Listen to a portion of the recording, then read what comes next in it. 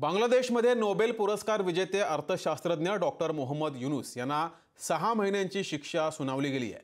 त्यामुळे जगभरात आश्चर्य व्यक्त केलं जात आहे। काय आहे प्रकरण पाहूयात।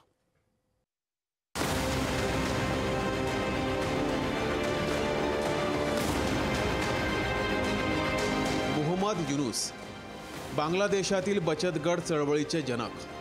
बुरख्यातल्या बांगलादेशी महिलांना मोहम्मद युनूस यांनी अर्थकारण शिकवलं। मात्र आज त्याच मोहम्मद युनूस यांना तुरुंगात डांबण्याचं षडयंत्र रचलं गेलंय। नोबेल पुरस्कारानं जगानं कौतुक केलेल्या युनूस यांच्यावर श्रमिक कायद्याचं उल्लंघन केल्याचा आरोप आहे।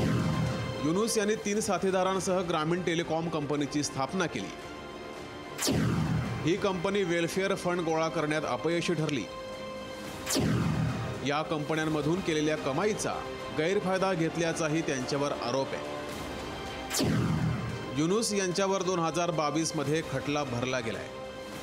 या शिक्षेनंतर 170 पेक्षाही अधिक जागतिक नेत्यांनी आणि नोबेल पुरस्कार विजेत्यांनी बांगलादेशच्या पंतप्रधान शेख हसीना यांना पत्र लिहित ही कारवाई थांबवण्याची विनंती केली होती, ज्यात अमेरिकेचे माजी राष्ट्राध्यक्ष बराक ओबामा यांचाही समावेश आहे। 83 वर्षीय मोहम्मद युनूस यांनी हे आरोप फेटाळलेत। महत्त्वाचं म्हणजे 7 जानेवारीला बांगलादेशमध्ये निवडणुका होत असताना त्याआधी आलेल्या या निर्णयावर युनूस यांच्या समर्थकांनी टीका केली आहे। शेख हसीना आणि मोहम्मद युनूस यांच्यातील राजकीय मतभेदांचीही या प्रकरणाला पार्श्वभूमी असल्याचं सांगितलं जात आहे। 28 जून 1940 साली डॉक्टर मोहम्मद युनूस यांचा जन्म झाला। चितगाव विद्यापीठात ते अर्थशास्त्राचे प्राध्यापक होते। अर्थशास्त्रज्ञ, बँकर, प्राध्यापक, समाजसेवक अशी त्यांची ओळख आहे। बांगलादेशात बचत गटाची बीज त्यांनी रोवली। 1970 मध्ये जाबेरा गावात गरिबांसाठी प्रकल्प सुरू केला। 1983 साली ग्रामीण बँकेची स्थापना केली। 2006 साली त्यांना या कामासाठी नोबेल पुरस्कारानं सन्मानित केलं गेलं।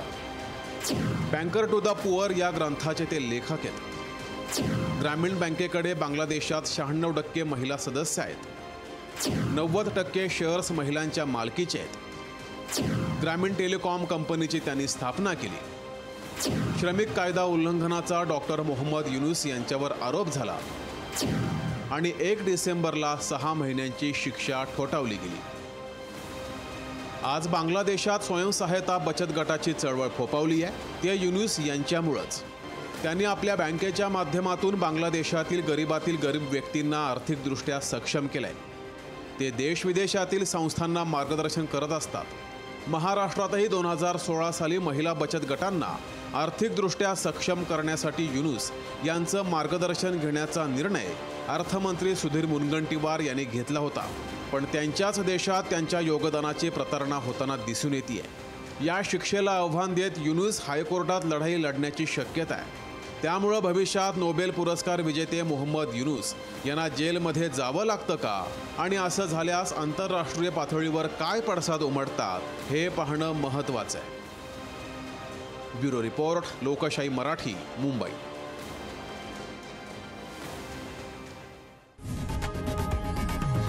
लोकशाही मराठी ऐका, पहा, जागरूक रहा।